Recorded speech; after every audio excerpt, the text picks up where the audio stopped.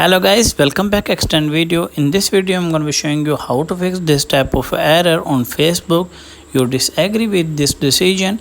If you face this type of error, so how to fix? First of all, go back here home screen and open your Safari, and from here tap on Google and search for this Facebook login issue.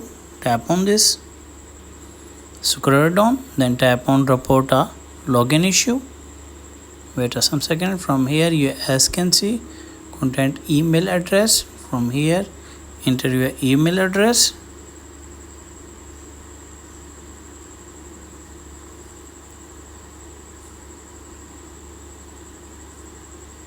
From here you as can see description of the issue. From here enter your problem.